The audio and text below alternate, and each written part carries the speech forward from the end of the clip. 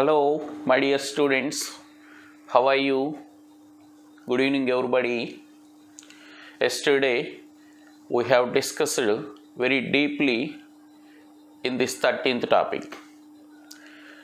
నిన్న మనం ఈ 13వ పాఠం అంతా కూడా చాలా బాగా చర్చించాం. మీ అందరికీ అర్థమైంది అని నేను అనుకుంటున్నాను. ఒకవేళ ఎవరికైనా అర్థం కాకపోతే please comment on comment box or please call me, I can clarify it.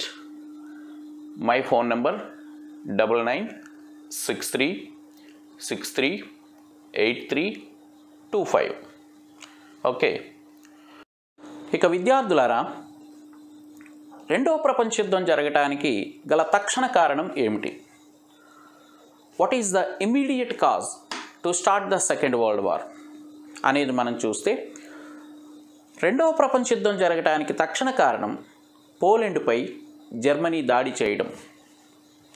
అసలు పోలెండ్పైకి జర్మనీ ఎందుకు దాడి చేసింది అంటే, ఇక్కడ పోలెండ్ నియంత్రణలో డాంజింగ్ ఓడరేవు అనే ఒక సీపోర్ట్ ఉంటుంది.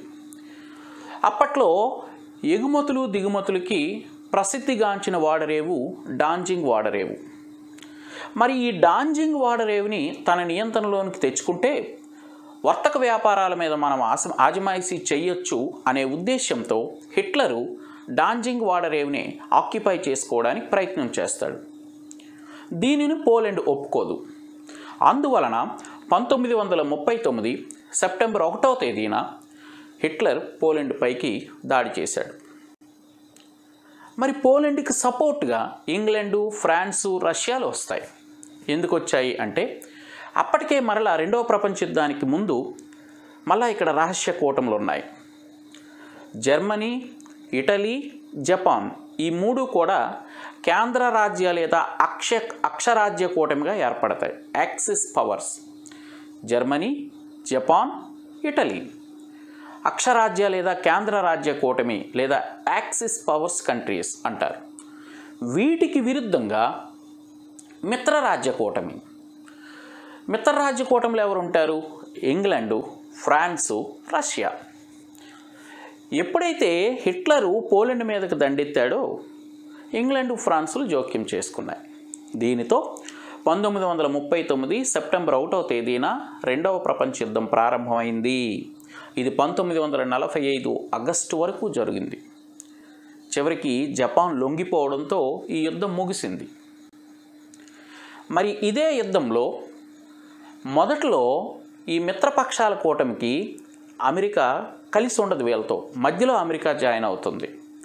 ఎందుకు జాయిన్ అవుతుంది అంటే, 1941లో జపాను అమెరికాకు చెందిన పెరల్ హార్బర్ అనే నావికా స్థావరం మీద దాడి చేస్తుంది. దీనికి విరుద్ధంగా అమెరికా బ్రిటన్ నాయకత్వంలో ఉండే మిత్రపక్షాల కూటమిలోకి చేరుతుంది. మరి జపాన్ అమెరికా వదిలేస్తుందా అంటే లేదు. 1945 ఆగస్టు 6వ తేదీన జపాన్కు చెందిన హిరోషిమా పట్టణం మీద అమెరికా లిటిల్ బాయ్ అనే ఒక అణుబాంబును వేసింది. 1945 ఆగస్టు 9వ తేదీన నాగసాకి పట్టణం మీద పాట్కాయ్ అనే మరొక అణుబాంబును అమెరికా వేసింది. దాంతో జపాన్లో ఆ ప్రాంతాలే కాక పరిసర ప్రాంతాలు కూడా తీవ్ర నష్టానికి గురయ్యాయి.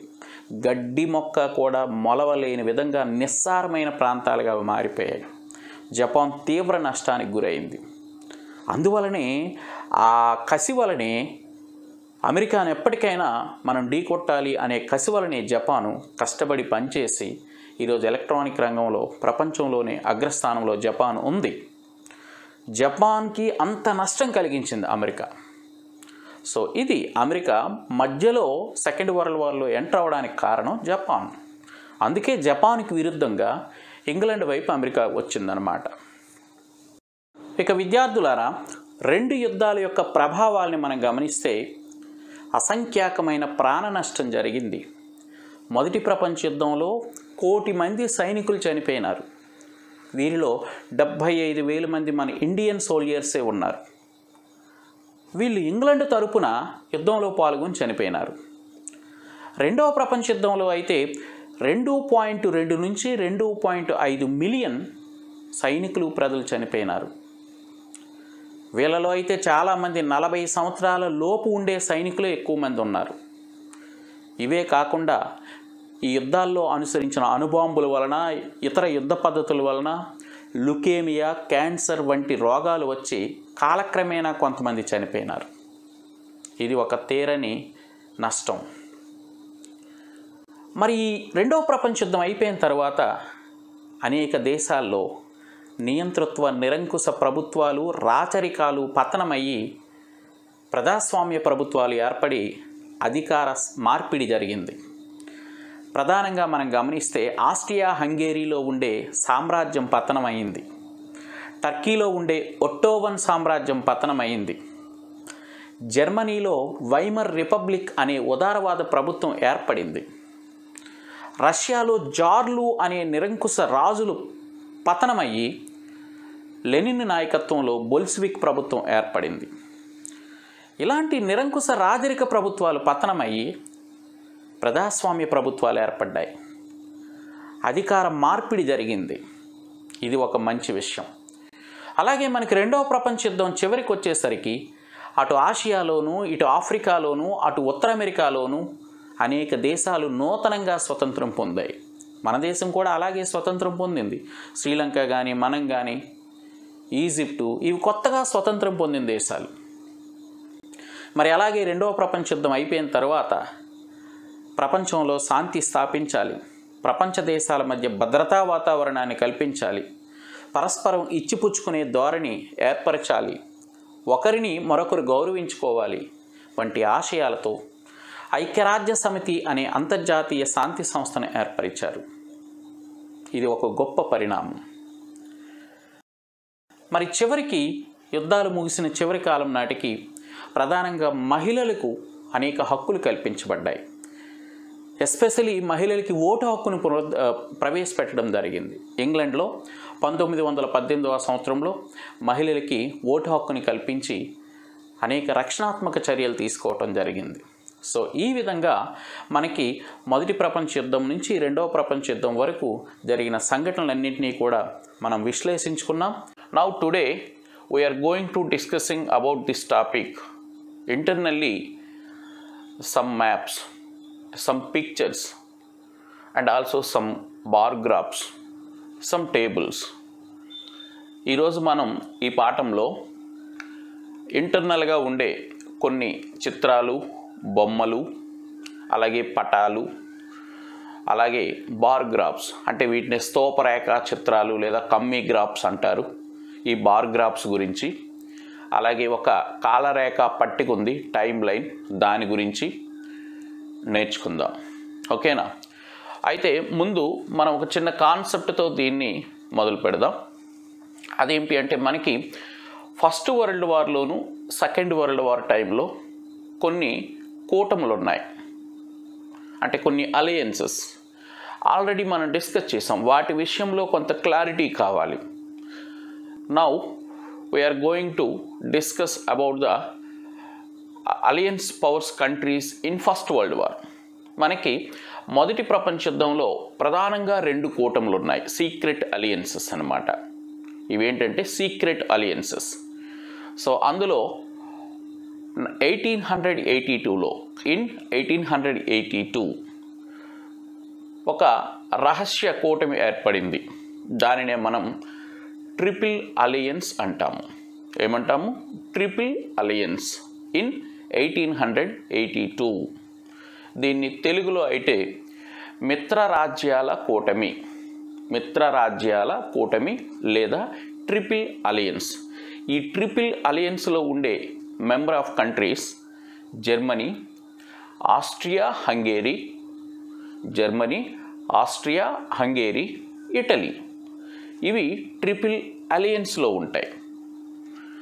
దీనికి ఆపోజిట్ కూటమి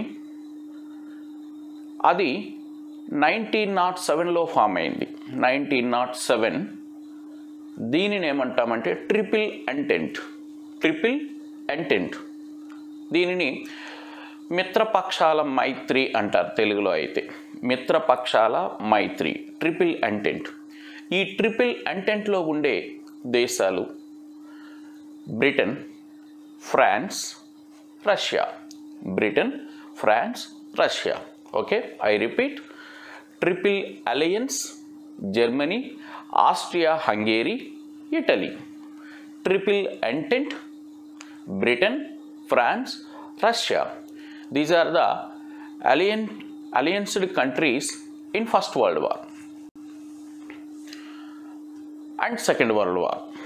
రెండో ప్రపంచ యుద్ధంలో ఈ కూటములు ఏంటేంటి, వాటిలో ఉండే సభ్య దేశాలు ఏంటనేది మనం చూద్దాం. In second world war, during the time of second world war, 2 power blocks, 2 అధికార కూటములు ఉన్నాయి రెండవ ప్రపంచ యుద్ధం టైంలో. అవి ఏంటంటే, మొదటిది అక్షరాజ్య కూటమి లేదా కేంద్ర రాజ్య కూటమి, యాక్సిస్ పవర్ కంట్రీస్. సో అక్షరాజ్య లేదా కేంద్ర రాజ్య కూటమి, ఇంగ్లీష్లో అయితే యాక్సిస్ పవర్ బ్లాక్. ఇందులో మనకి ప్రధానంగా 3 దేశాలు ఉంటాయి. So Germany, Italy, Japan. మీరు గమనిస్తే ఇందాక ఆస్ట్రియా, హంగేరీ ఫస్ట్ వరల్డ్ వార్లో ఉండే ట్రిపుల్ అలయన్స్లో ఉండేది. ఇక్కడ జర్మనీ, ఇటలీ, జపాన్ యాక్సిస్ పవర్స్కి వచ్చేసరికి జపాన్ యాడ్ అవుతుంది, గమనించాలి. సో యాక్సిస్ పవర్ కంట్రీస్లో జర్మనీ ఉంది, జపాన్ ఉంది, ఇటలీ ఉంది. మరి దీనికి ఆపోజిట్ పవర్ బ్లాక్ ఏదంటే అలైడ్ పవర్స్ అంటే మిత్ర రాజ్యాల కూటమి. ఈ మిత్ర రాజ్యాల కూటమిలో మరలా బ్రిటన్, ఫ్రాన్స్, రష్యా ఉంటుంది. ఓకేనా? I repeat again, first world వార్లో ట్రిపుల్ అలయన్స్. ఆ ట్రిపుల్ అలయన్స్లో ఉండేవి జర్మనీ, ఆస్ట్రియా, హంగేరీ, ఇటలీ. దీనికి ఆపోజిట్గా ఉండేది ట్రిపుల్ ఎంటెంట్లో ఉండేవి బ్రిటన్, ఫ్రాన్స్, రష్యా. మీరు గమనిస్తే సెకండ్ వరల్డ్ వార్ టైంకి ఈ బ్రిటన్, ఫ్రాన్స్, రష్యా ఇవి మళ్ళీ అదే విధంగా ఉంటాయి. బట్ ట్రిపుల్ అలయన్స్లో ఉండే ఆస్ట్రియా సెకండ్ వరల్డ్ వార్ టైంలో కనిపించదు. ఇప్పుడు సెకండ్ వరల్డ్ వార్ టైంలో ఉండే పవర్ బ్లాక్స్ తీసుకుంటే, ఫస్ట్ వన్ యాక్సిస్ పవర్స్, అక్షరాజ్య కూటమి లేదా కేంద్ర రాజ్య కూటమి. సో ఇందులో జర్మనీ, ఇటలీ, జపాన్. దీనికి ఆపోజిట్గా అలైడ్ పవర్స్, మిత్ర రాజ్యాలు. అవేమిటి అంటే Britain, France, Russia. Okay, is it clear? And next one, ఇక రెండవది ఈ టాపిక్లో ఇంకొక ముఖ్యమైనది ఏమిటి అంటే, మనకి 4వ పేజీలో లాస్ట్ డౌన్లో ఒక అంశం ఉంటుంది. హిట్లర్ని సంతృప్తి పరిచే విధానం అంటే ఏమిటి? What is the policy of appeasement of Hitler? హిట్లర్ని సంతృప్తి పరిచే విధానం అంటే ఏమిటి? అసలు ఇక్కడ హిట్లర్ని ఎవరిని సంతృప్తి పరుస్తున్నారు అనేది మనకు తెలియాలి. తెలుగు మీడియంలో కొంచెం కన్ఫ్యూజ్గా రాసి ఉంటుంది, ఇంగ్లీష్ మీడియం చూస్తే వెరీ క్లియర్గా ఆన్సర్ ఉంటుంది అన్నమాట. సెకండ్ వరల్డ్ వారు బిగినింగ్ అంటే ఫస్ట్ వరల్డ్ వార్ అయిపోయిన తర్వాత కొన్ని సందర్భాల్లో హిట్లర్ని ఎవరు సంతృప్తి పరుస్తున్నారు? ఎవరు ఇక్కడ సంతృప్తి పరుస్తున్నారంటే బ్రిటన్. గమనించాలి విద్యార్థులారా, హిట్లర్ని అలాగే కొన్ని యూరప్ స్టేట్స్ని ఎవరు సంతృప్తి పరుస్తున్నారు అనేది ఇక్కడ మనం గమనిస్తే బ్రిటన్ సంతృప్తి పరుస్తుంది అన్నమాట. ఎందుకు బ్రిటన్ సంతృప్తి పరుస్తుంది? Why Britain was appeasement to Hitler? ఎందుకు బ్రిటన్ హిట్లర్ని సంతృప్తి పరచాల్సి వచ్చింది అంటే, మనకి first world war at the ending time of first world war, మొదటి ప్రపంచ యుద్ధం చివరి నాటికి రష్యా మొదటి ప్రపంచ యుద్ధం నుంచి వైదొలిగింది. ఎవరితో ఒప్పందం చేసుకుని రష్యా వైదొలిగిందంటే జర్మనీతో. ఇంకా మేము యుద్ధం చేయలేము, మమ్మల్ని విడిచిపెట్టండి అని రష్యా బయటకు వచ్చేస్తుంది. ఎందుకంటే రష్యాలో 1917లో ది గ్రేట్ కమ్యూనిస్ట్ రెవల్యూషన్ వచ్చింది. That is called Bolshevik revolution under the leadership of Lenin. The original name of Lenin Vladimir Ilyich Ulyanov. So Lenin నాయకత్వంలో రష్యాలో బోల్షెవిక్ రెవల్యూషన్ వచ్చింది. ఆ బోల్షెవిక్ రెవల్యూషన్ ద్వారా రష్యాలో అధికార మార్పిడి జరిగింది. సో లెనిన్ అధికారంలోనికి వచ్చిన తర్వాత మొదటి ప్రపంచ యుద్ధం నుంచి రష్యా వైదొలుగుతుంది అని ప్రకటన చేసి వాళ్ళు బయటకు వచ్చేస్తారు. వచ్చిన తర్వాత లెనిన్ రష్యాని అన్ని రంగాల్లో అభివృద్ధి చేయాలి అని దృష్టి కేంద్రీకరించారు. He wanted to reform all sectors in Russia, like that industrial sector, agricultural sector, administrative sector, educational sector. He introduced so many schemes in Russia, various development and welfare schemes. అంటే Lenin రష్యాలోకి అధికారంలోకి వచ్చిన తర్వాత రష్యాని పునఃసంస్కరణ చేద్దాము అని నిర్ణయం చేసుకుంటాడు. అందువలనే అతను 1924వ సంవత్సరంలో యుఎస్ఎస్ఆర్ని ఏర్పాటు చేశాడు. USSR means Union of Soviet Socialist Republicans. Union of Soviet Socialist Republicans were formed in 1924 under the leadership of Lenin. So Russia అనేది సామ్యవాద దేశాల కూటమిగా అవతరిస్తుంది. సామ్యవాద దేశాలు లేదా సోషలిస్టు దేశాలు అంటారు. సో సామ్యవాద లేదా సోషలిస్టు దేశాల కూటమిగా రష్యా ఆవిర్భవించింది. ఇక మనకి తెలుసు సామ్యవాద లేదా సోషలిస్టు దేశాల లక్షణాలు ఎలా ఉంటాయి. What are the qualities of socialist countries? వాళ్ళకి సొంతంగా నాది అనేది ఏమి ఉండదు, అందరిది. This property is belongs to all. This property is not mine. ఇది నాది కాదు, ఇది అందరిది, ఇది జాతిది, మనమందరమీ పనిచేద్దాం అనే ఆలోచనలు లక్షణాలు కలిగిన ప్రభుత్వం సామ్యవాద ప్రభుత్వం. Yes, after completion of first world war Russia initiated to maintain socialist policies and theories.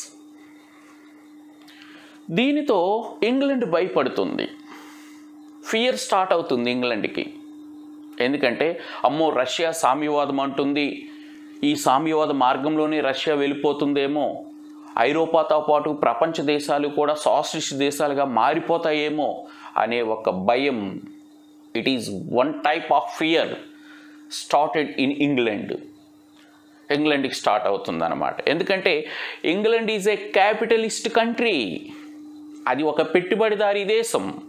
పెట్టుబడులు పెట్టడము, ఇండస్ట్రీస్ పెట్టడము, లాభాలు సంపాదించడము. ఇంగ్లాండ్ యొక్క లక్ష్యం ఏంటంటే gaining profits, spending investments. It is a capitalist country. కాబట్టి ఈ పెట్టుబడిదారీ క్యాపిటలిస్ట్ లక్షణాలు ఉండే ఇంగ్లాండ్కి రష్యాని చూస్తే కొంత భయం ఏర్పడుతుంది. అలాంటప్పుడు కొన్ని సందర్భాల్లో ఇంగ్లాండ్ హిట్లర్ని, జర్మనీని సపోర్ట్ చేస్తూ జేజేలు పలుకుతుందన్నమాట. That's why England appeasement to Germany and హిట్లర్ని సంతృప్తిపరిచే విధానాల్ని ఇంగ్లాండ్ అవలంబిస్తుందన్నమాట. అంటే ఇలాంటప్పుడు జర్మనీని మంచి చేసుకోవాలి, మన పెట్టుబడిదారీ విధానాల్ని కొనసాగించాలి అనే ఉద్దేశంతో హిట్లర్కి దగ్గరవుతూ హిట్లర్ని సంతృప్తిపరిచే విధానాల్ని ఇంగ్లాండ్ అనుసరిస్తుంది. So this is the right answer dear students. ఓకేనా? సో సంతృప్తిపరిచే విధానం, అపీజ్మెంట్ పాలసీ అంటే ఏమిటనేది మనం చూసాం. ఓకేనా? సో ఇవి మనకి ఇందులో మిగిలిపోయిన కాన్సెప్ట్స్. ఇక మనం ఈ పిక్చర్సు, బార్ గ్రాఫ్స్, డయాగ్రామ్స్ వీటి గురించి డిస్కస్ చేద్దాం. ఎందుకంటే ప్రీవియస్ ఎగ్జామినేషన్స్లో మనకి ఒక పిక్చర్ ఇచ్చి ఒక పిక్చర్ని చూపిస్తాడు. He shows A picture, identify that person, right the name of that person అంటాడనమాట. అంటే ఒక పిక్చర్, ఒక బొమ్మ ఇవ్వడం, అందులో ఉండే వ్యక్తి పేరుని ఐడెంటిఫై చేయమంటారు, గుర్తించమంటాడు. ఆ వ్యక్తి ఎవరో రాయమంటారు. లేదా ఆ బొమ్మలో ఉండే దృశ్యం దేనికి సంబంధించినది, what do you identify that message అంటాడు. అంటే ఆ బొమ్మలో ఉండే ఇండికేషన్, ఆ సిచ్యుయేషన్ ఏమిటి, ఆ సిచ్యుయేషన్ రాయు అంటాడనమాట. గతంలో చాలా ప్రశ్నలు వచ్చాయి. ఇవి కూడా లక్ష్యాత్మక ప్రశ్నల వర్గీకరణ కిందకు చెందుతాయి. మనం ఇప్పుడు అందులో ఈ టాపిక్లో అట్లాంటివి కొన్ని ఉన్నాయి, మనం చూద్దాం. చూడండి, మనకి ఫస్ట్ పేజ్లోనే మనకి ఒక పిక్చర్ ఉంది. చూడండి ఆ పిక్చర్ని. అది ఎవరు ఆయన? He is the famous historian Eric Hobsbawm. ఆయన ఎవరు? Eric Hobsbawm, famous historian. Already we discuss about him. He said that 20th century was called as age of extremes. 20వ శతాబ్దాన్ని తీవ్ర సంచలనాల యుగము అని ఎవరన్నారు? Famous historian Eric Hobsbawm. So ఇతని పిక్చర్నిచ్చి ఇతను ఎవరో రాయండి, గుర్తించండి అని మనకి ఒక అరమార్కు ప్రశ్న రావచ్చు. గమనించాలి విద్యార్థులారా. And second one, see that picture. ఆ పిక్చర్ చూడండి. ఆ పిక్చర్లో మనకి ఒక సిచ్యుయేషన్ కనిపిస్తుంది. ఏదో జనమంతా ఒక దగ్గర గుమికూడినట్లు, ఏదో ఒక పెద్ద పబ్లిక్ మీటింగ్ లాగా కనిపిస్తుంది. Yes, it is a public meeting. It is a rally in Germany. Mister Hitler conducted a rally Germany. Exact location Nuremberg. ఎక్కడండి? న్యూరెంబర్గ్. 1934వ సంవత్సరంలో హిట్లర్ జర్మనీలోని న్యూరెంబర్గ్ అనే పట్టణంలో నాజీల చేత ఒక ర్యాలీ స్టార్ట్ చేశాడు, ఒక ప్రదర్శన చూపిస్తున్నాడు అన్నమాట. ఆ దృశ్యం అది. సో ఈ పిక్చర్ ఇచ్చేది ఏ దేశంలో? జర్మనీ. ఇది ఏ పట్టణంలో? న్యూరెంబర్గ్. ఏ సంవత్సరంలో? 1934. ఏమిటి ఈ సిచ్యుయేషన్, దేన్ని ఇండికేట్ చేస్తుంది అని అడుగుతాడు. So it is a rally in Germany. Hitler shows his domination in the society. ఆయన నాజీ పార్టీ యొక్క బలాన్ని, నాజీ పార్టీ యొక్క డామినేషన్ని ప్రజలకు చూపిస్తున్నాడు ఆ చిత్రంలో. ఎందుకంటే 1934 నాటికి ఆయన యొక్క ప్రభావం ప్రారంభమైంది. Began the effect of Hitler in Germany. దానిని చూపిస్తున్నాడు అనమాట. సో జాగ్రత్తగా see that, observe that pic. ఓకేనా? రైట్. అనదర్ వన్, అక్కడ చూడండి, సీ దట్ పిక్. ఒక లేడీ ఏదో ఏడుస్తున్నట్లు కనిపిస్తుంది. Look like she was crying. చాలా బాధతో ఉన్నట్లు కనిపిస్తుంది ఆ lady. She belongs to police. ఆమె పోలాండ్ దేశానికి చెందిన ఒక మహిళ. She belongs to Poland. ఈమె కాలిఫోర్నియాకి వలస వెళ్ళిపోయిందన్నమాట. ఆ కాలిఫోర్నియాలో బఠానీ తోటల్లో కూలీగా పనిచేస్తూ ఉంటుంది. She was a migrated labour. జాగ్రత్తగా వినాలి. She was a migrated labour. During the time of great depression, 1929-30 సంవత్సరాల్లో ప్రారంభమైన ఆర్థిక మాంద్యం వలన బఠానీ తోటల్లో పనిచేసే కూలీలకు పని దొరకదు, తినటానికి తిండి ఉండదు. There is no food, no work. ఆర్థిక మాంద్యం వలన విలవిలలాడిపోతుంది మార్కెట్ వ్యవస్థ. ఆ సిచ్యుయేషన్లో చాలా దీనంగా తన పిల్లల్ని పట్టుకొని చూస్తున్న చిత్రం. ఆమె పేరు ఏం పేరు అంటే ఫ్లోరెన్స్ ఓవెన్స్. Florence ovens. ఆ పిక్చర్లో ఉండే లేడీ పేరు ఏంటన్నా? Florence ovens. ఆమె పోలాండ్ దేశానికి చెందిన మహిళ. So migrated labour. ప్రజెంట్ ఆమె మైగ్రేటెడ్ లేబర్. ఆమె పేరు ఫ్లోరెన్స్ ఓవెన్స్. రైట్. మరి ఈ పిక్ని తీసినది, ఈ ఫోటో తీసిన వ్యక్తి, హూ టేకెన్ దిస్ పిక్ అని అడగవచ్చు. ఈ ఫోటో తీసిన వ్యక్తి పేరు డోరిథియా లాంజ్. డోరిథియా లాంజ్. ఓకేనా? రైట్. Next another situation. ఈ పిక్ చూడండి. ఏదో ఒక బాంబు బ్లాస్టింగ్ జరిగినట్లు ఉంది కదా. ఏదో ఒక బాంబు బ్లాస్టింగ్ పిక్చర్ ఇది కదా, అలాగే కనిపిస్తుంది కదా. Yes, exactly it is right answer. During the time of second world war, America dropped 2 bombs in 2 Japan cities.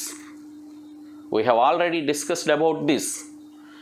రెండవ ప్రపంచ యుద్ధ సమయంలో అమెరికా జపాన్పై అణుబాంబులు వేసింది. 1945 ఆగస్టు 6వ తేదీన హిరోషిమా నగరం పైన లిటిల్ బాయ్ అనే అణుబాంబును డ్రాప్ చేసింది. ఇక మనం ఇప్పుడుండే ఈ పిక్చర్లో చూస్తున్నది 1945 ఆగస్టు 9వ తేదీన అమెరికా జపాన్కు చెందిన నాగసాకి అనే టౌన్పై బాంబు వేసింది, అణుబాంబు వేసింది. ఈ పిక్చర్ అదే మనకి. ఆ అణుబాంబు వలన ఆ నాగసాకి టౌన్ టోటల్గా నాశనం అయిపోయింది, విచ్ఛిన్నం అయిపోయింది. మీకు ఒక మాట ఇక్కడ చెప్పాలి, అమెరికా జపాన్లో ఉండే 2 నగరాల మీద వేసిన అణుబాంబుల వలన ఇప్పటికీ కూడా ఒక గడ్డి మొక్క కూడా మొలవలేని పరిస్థితి. అంతటి వినాశనకరమైన బాంబులని అమెరికా జపాన్పై వేసింది. అందువలనే జపాన్లో పౌరుషం వచ్చింది. అప్పటి నుంచి జపాన్ వర్క్ చేయడం మొదలుపెట్టింది. According that situation, Japan fight against America indirectly. At first, Japan starts to hard work. That's why today Japan emerged a largest country in electronic field. ఈ రోజు జపాన్ ఎలక్ట్రానిక్ రంగంలో అత్యంత పెద్ద దేశంగా ఆవిర్భవించింది. ఈవెన్ అమెరికాని తలదన్నే స్థాయికి జపాన్ వెళ్ళిపోయింది. మీరు ఆ పిక్చర్స్లో చూడండి, ఒక పిక్చర్ బిఫోర్, ఒక పిక్చర్ ఆఫ్టర్ ఉంది. అంటే అణుబాంబు వేయక ముందు నాగసాకి పట్టణం యొక్క సిచ్యుయేషన్ ఇండికేట్ చేస్తుంది. అణుబాంబు వేసిన తరువాత నాగసాకి పట్టణం యొక్క సిచ్యుయేషన్ ఎలా ఉంది? Totally destroyed. మరి అమెరికా ఎంత పని చేయడానికి కారణం ఏంటి? ఫస్ట్ జపాన్ అమెరికాను డిస్టర్బ్ చేసింది కదా. 1941లో అమెరికాకు చెందిన పెరల్ హార్బర్ అనే ఒక నావికా స్థావరం మీద జపాన్ దాడి చేస్తుంది. సైలెంట్గా ఉంది అంతవరకు అమెరికా. జపానే అమెరికాని కెలికింది. ఈ ఇన్సిడెంట్తోనే అమెరికా సెకండ్ వరల్డ్ వార్లోకి ఎంటర్ అయింది. But before that no America in second world war. 1941కి ముందు అమెరికా రెండవ ప్రపంచ యుద్ధంలోనికి ఎంటర్ కాలేదు. ఈ సిచ్యుయేషన్ వలన జపాన్కు వ్యతిరేకంగా అలైడ్ పవర్స్ కూటమిలోనికి అమెరికా సపోర్ట్ ఇచ్చిందనమాట. ఎస్. సో నెక్స్ట్ వన్ చూడండి, ఈ పిక్ చూడండి అన్న. ఇది రష్యాలో బొల్షెవిక్ మూమెంట్ని సూచించే పిక్ ఇది. ఓకేనా? సో రష్యాలో బొల్షెవిక్ మూమెంట్ యాక్చువల్గా మనం ఆల్రెడీ డిస్కస్ చేసాం. రష్యాలో లెనిన్ నాయకత్వంలో బొల్షెవిక్ మూమెంట్ వచ్చింది, కమ్యూనిస్ట్ మూమెంట్ వచ్చింది. ఓకేనా? Under the leadership of mister Lenin. So ఈ మూమెంటు వచ్చిన సందర్భంలో వేసిన ఒక పిక్ అన్నమాట ఇది. సో దీనిని, ఈ చిత్రాన్ని వేసిన చిత్రకారుడు పేరు కుస్తోదీన్. ఈ చిత్రకారుడి పేరు ఏంటి అడగవచ్చు. కుస్తోదీన్. ఈ చిత్రం దేనిని ఇండికేట్ చేస్తుంది? ఓకేనా? ఏ సిచ్యుయేషన్ని ఇండికేట్ చేస్తుంది ఈ చిత్రం అని అడగవచ్చు. సో బొల్షెవిక్ మూమెంట్ టైంలో జరిగిన ఒక సిచ్యుయేషన్ అన్నమాట. ఓకేనా? నెక్స్ట్ ఇంకా తర్వాత చూడండి అన్న, it is a cartoon. See that picture. It is a cartoon అంటే వ్యంగ్య చిత్రం, మనకి ఒక రకంగా హాస్యాన్ని పుట్టించే చిత్రం. ఈ కార్టూన్లో దేనికి సంబంధించింది, దేనికోసం ఈ కార్టూన్ అంటే 1929లో జర్మనీకి సంబంధించినది ఈ కార్టూన్. ఇందులో ఒక స్లోగన్ రాసింది మీరు గమనిస్తే. ఆ స్లోగన్ ఏమిటి అంటే, యూదుల నుంచి కొనండి, బై ఫ్రమ్ యూద్స్. అంటే యూదుల దగ్గర నుంచి వస్తువులను కొనండి, యూదుల దగ్గర నుంచి వస్తువులను కొనండి. అట్ ద సేమ్ టైం మీ ప్రజలకు ద్రోహం చేయండి. చూసారా, యూదుల నుంచి కొనండి కొనండి, మీ ప్రజలకు ద్రోహం చేయండి అంటే ఇక్కడ అర్థం ఏంటి? ఇది ఒక సటైరికల్ కార్టూన్.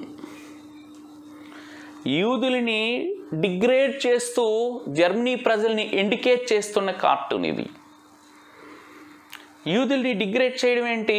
అసలు యూదులు మనవాళ్ళు కాదు, వాళ్ళు ఇక్కడ సెటిల్ అయిపోయినారు, వాళ్ళు మన సంపదని దోచుకుంటున్నారు, మనల్ని మోసం చేస్తున్నారు, ఇంకా మీరు యూదుల దగ్గర కొంటారేంట్రా, ఇమ్మీడియట్గా ఆపండి అని ఇండైరెక్ట్గా జర్మన్ ప్రజల మీద వేస్తున్న ఒక సటరికల్ కార్టూన్ ఇది.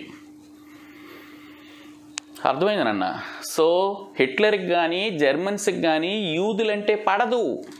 చాలామంది యూదుల్ని నిర్దాక్షిణ్యంగా ఒక నరహంతకుడు వలె హిట్లర్ చంపేస్తాడు. ఎందుకంటే యూదులు ఎక్కడోళ్ళు కాదు, వాళ్ళు మిడిల్ ఏషియాకి సంబంధించిన వాళ్ళు. పాలస్తీనా ఏరియా ఉంది కదా, అక్కడి నుంచి మైగ్రేట్ అయి వచ్చిన వాళ్ళు యూదులు. ఈ యూదుల వలనే జర్మనీ ప్రజలు జనరల్ పబ్లిక్ లాస్ అవుతున్నారు అనే ఒపీనియన్తో హిట్లర్ యూదుల్ని ఊచకోతకు గురి చేస్తాడు, హోలోకాస్ట్లో పెట్టి చంపేస్తాడు. ఓకేనన్న, అదొక కారణం. రెండోది, ఈ యూదులు వ్యాపారాలు చేసుకుంటూ ఎక్కువ వడ్డీలకి జర్మన్లకు డబ్బులు ఇచ్చి జర్మన్లు బీదవాళ్ళు చేస్తారనేది ఒక ఫీలింగు. ఇంకొక ప్రధానమైన అంశం ఏంటి అంటే, మిడిల్ ఏషియాలో హోలీ ల్యాండ్స్ కోసం, పవిత్ర స్థలం మీద కోసం అని చెప్పి అక్కడ ఉండే క్రిస్టియన్స్కి జ్యూస్కి, యూదులు అంటే జ్యూస్కి మధ్య ఫైట్ స్టార్ట్ అవుతుందన్నమాట.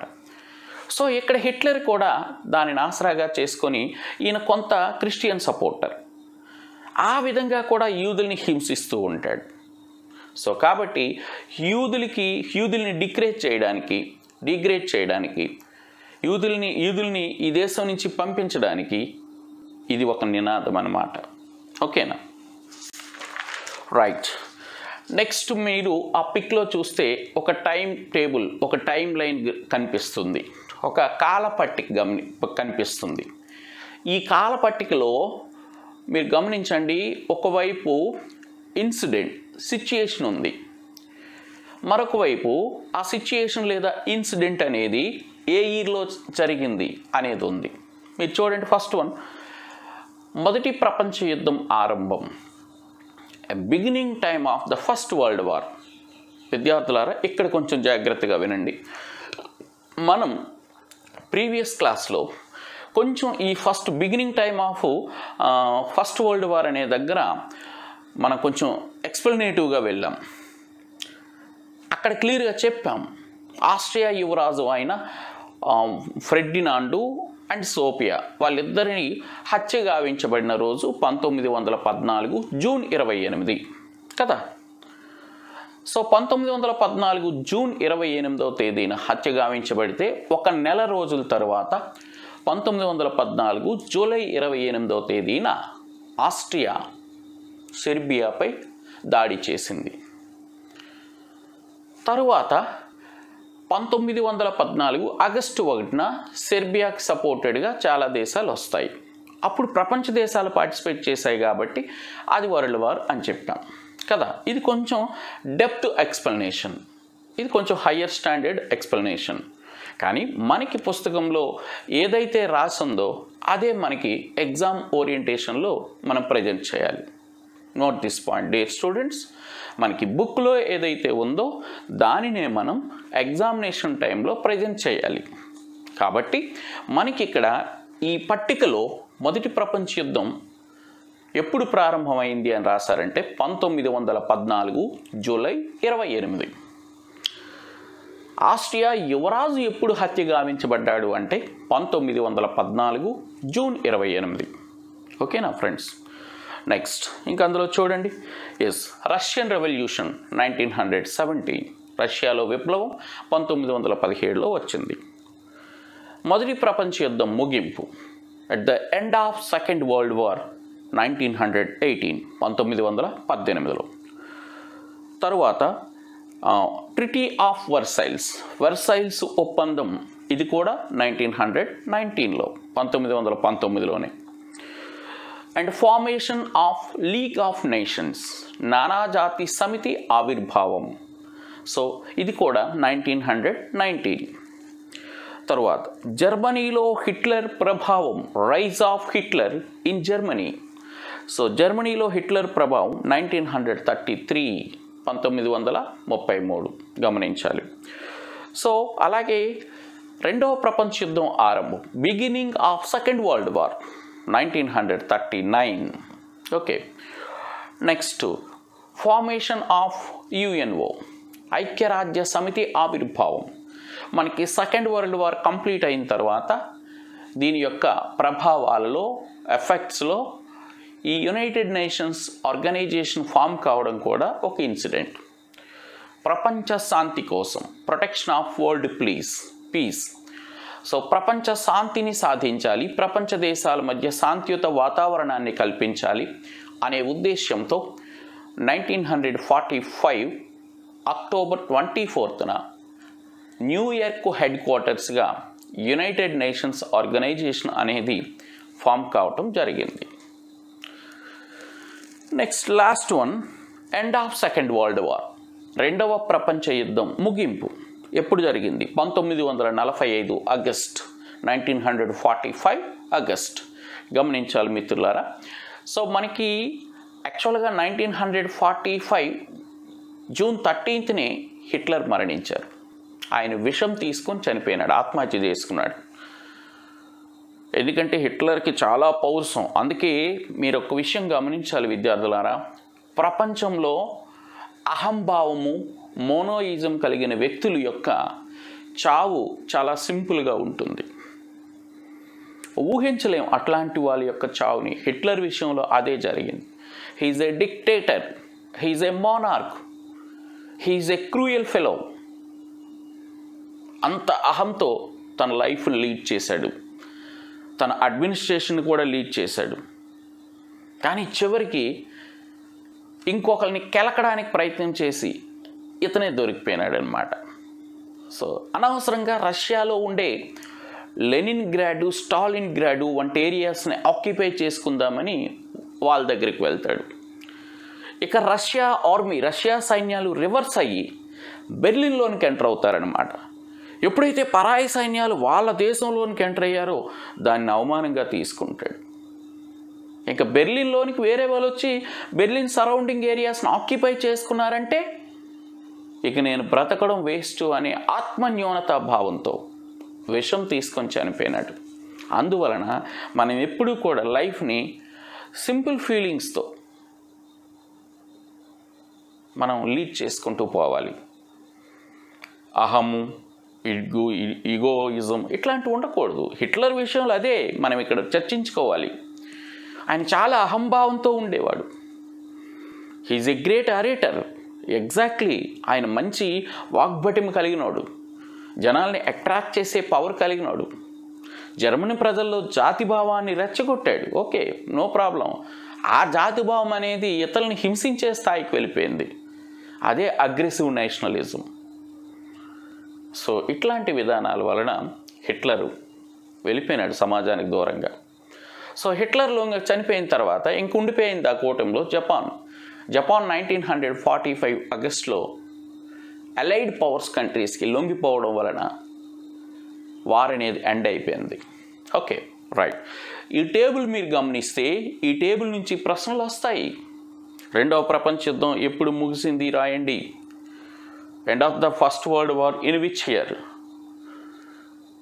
ఓకేనా? ఇట్లా after completion of first world war which peace organization was established అని అంటాడు. అంటే ఇండైరెక్ట్గా మొదటి ప్రపంచ యుద్ధం అయిపోయిన తర్వాత ఏ శాంతి సంస్థ ప్రారంభమైంది, రెండవ ప్రపంచ యుద్ధం అయిపోయిన తర్వాత ఏ శాంతి సంస్థ ప్రారంభమైంది అని అడుగుతాడు.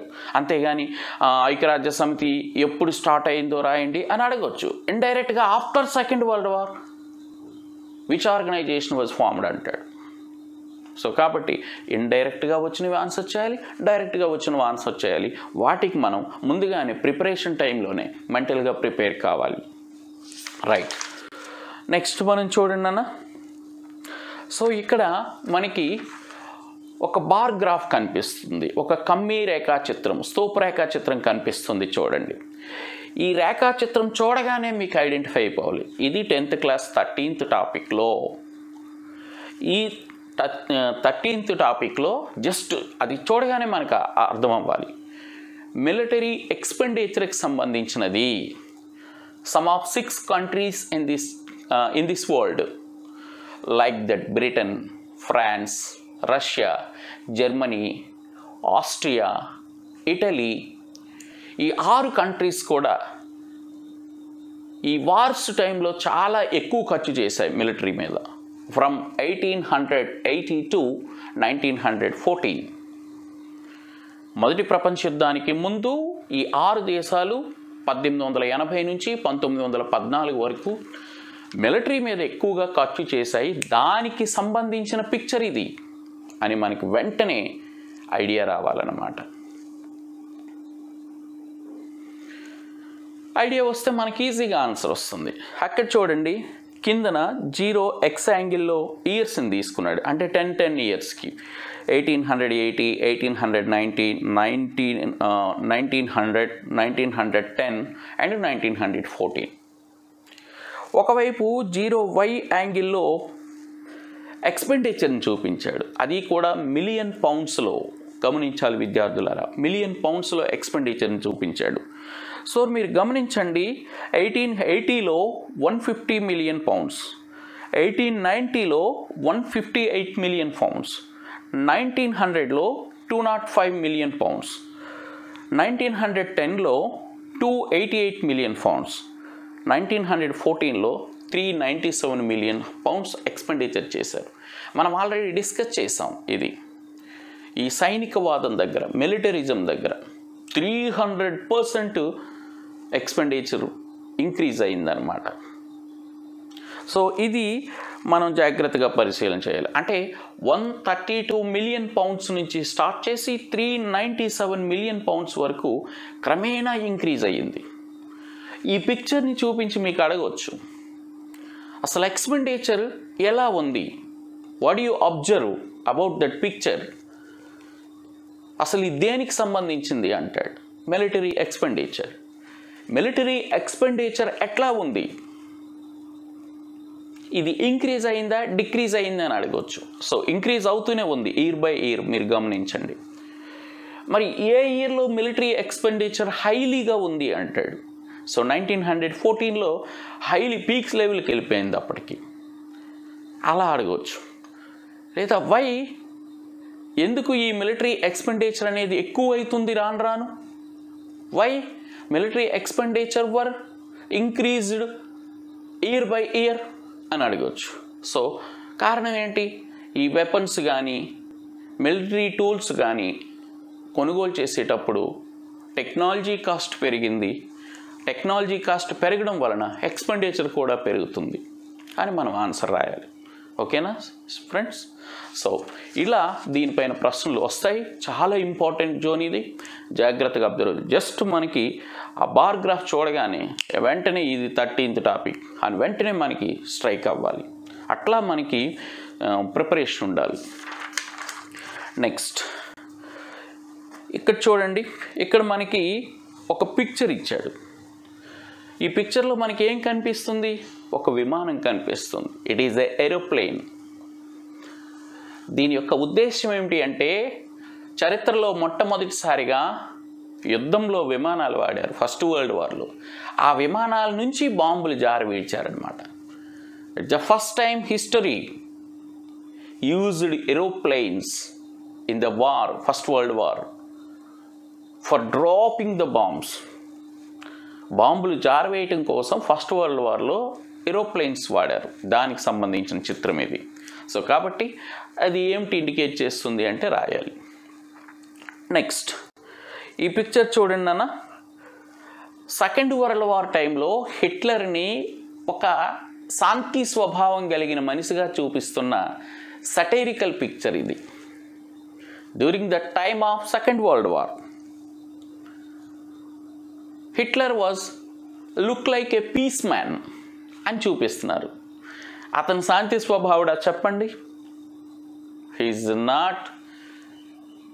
Piece person, is angry, aggressive, dictator. కాబట్టి ఇది ఒక సటైరికల్ పిక్చర్.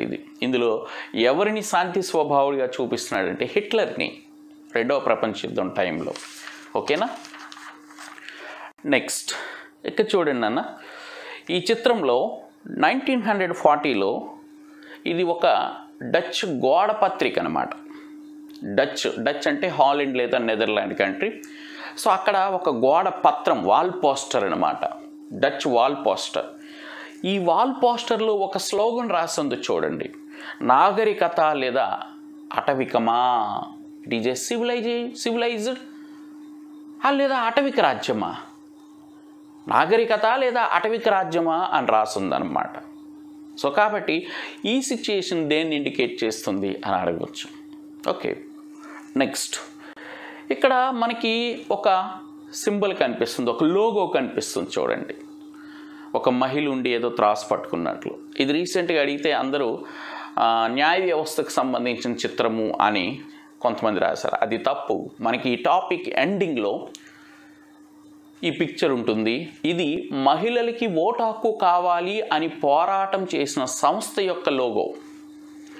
ఈ సంస్థ 1914లో ఏర్పడింది. ఒక organization to fight for the women right to vote.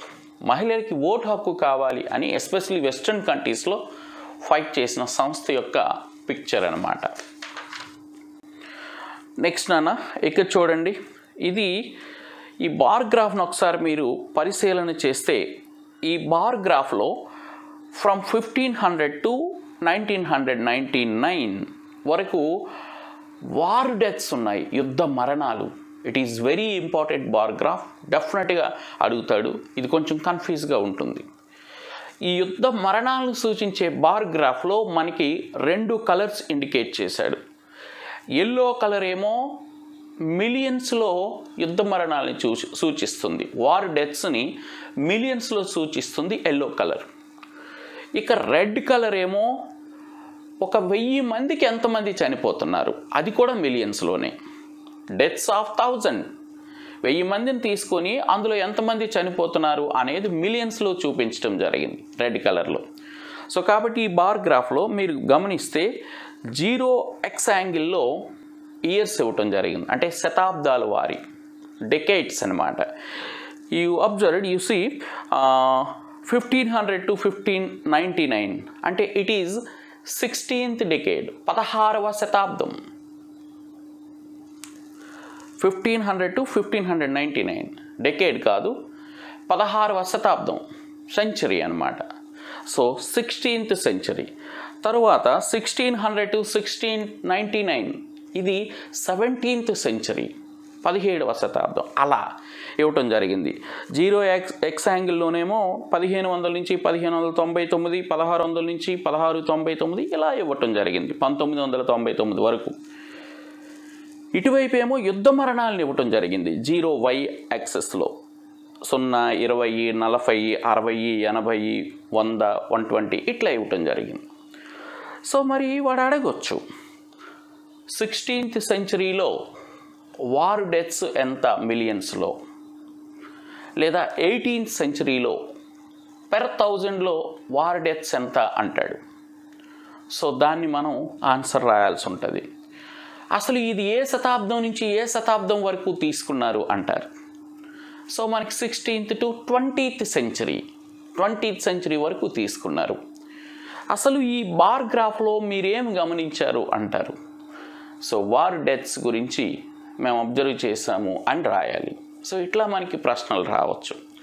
ఓకేనా, వెరీ ఇంపార్టెంట్ బార్ గ్రాఫ్, గమనించాలి. ఓకేనా నాన్న. నెక్స్ట్ ఇదే టాపిక్లో ఫైనల్ ఇష్యూ, లాస్ట్ అంశం, మనకి ఒక మ్యాప్ ఇచ్చారు, ఓల్డ్ మ్యాప్. అంటే ఒక చిత్రం ఇచ్చారు, ఒక పటం ఇచ్చారు, గమనించాలి. ఈ పిక్చర్ని జాగ్రత్తగా అబ్జర్వ్ చేయండి అన్న. ఈ కలర్స్ తెలుగు మీడియం పుస్తకంలో ఒకలా ఉంటాయి, ఇంగ్లీష్ మీడియంలో పుస్తకంలో ఒకలా ఉంటాయి. ఇదేమిటంటే డ్యూరింగ్ ద టైమ్ ఆఫ్ రెండవ ప్రపంచ యుద్ధం జరుగుతునేటప్పుడు జర్మనీ సామ్రాజ్యం ఎలా ఉంది, during the time of second world war empire of Germany, Germany ఏ ఏ ప్రాంతాలను ఆక్రమించుకుంది, జర్మనీ ఏ దేశాలతో మిత్రత్వంగా ఉంది, అలైడ్ కంట్రీస్ ఏవి, ఆక్యుపై చేసుకునే కంట్రీస్ ఏవి అనేది ఇందులో చూపించడం జరిగింది. ఒకసారి చూడండి అన్న, ఇది యాక్చువల్గా యూరోప్ పటం. జర్మనీ యూరోప్లో ఉంది కాబట్టి యూరోప్ పటం. మీరు గమనిస్తే ఈ టోటల్ డార్క్ ఆరెంజ్ కలర్లో, అంటే మనకి కలర్స్ ఇక్కడ చెప్పలేము, ఈ యూరోప్కి లెఫ్ట్ సైడ్లో మీరు గమనిస్తే ఐర్లాండు, అలాగే ఇంగ్లాండు, ఐస్లాండ్, ఇట్లా ఈ దేశాలు ఉన్నాయి. ఇవేంటంటే అలైడ్ పవర్స్, అంటే మిత్ర రాజ్యాలు అన్నమాట. సో కాబట్టి మిత్ర రాజ్యాలని గుర్తించము అంటాడు. మరికొన్ని ఉన్నాయి చూడండి, టోటల్ ఆక్యుపై చేసుకుంది జర్మనీ.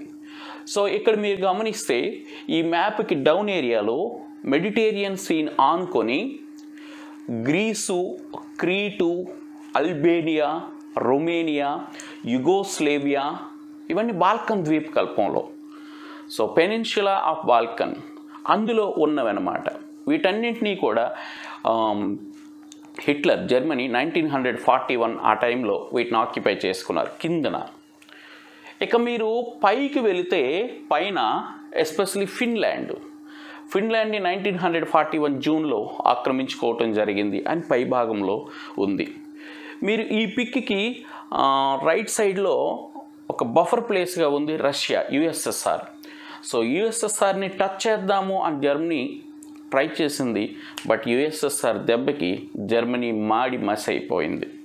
సో కాబట్టి వీటిని మనం ఈ పిక్చర్ని గమనించాలి. నెంబర్ ఆఫ్ టైమ్స్ అడిగాడు.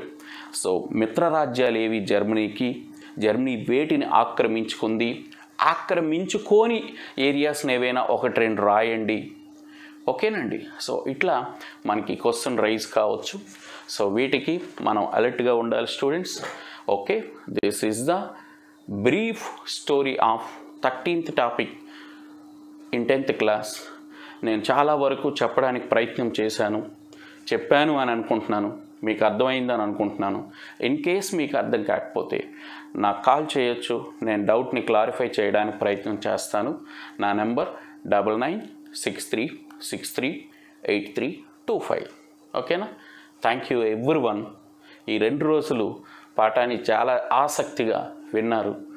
I wish you all the best. Thank you.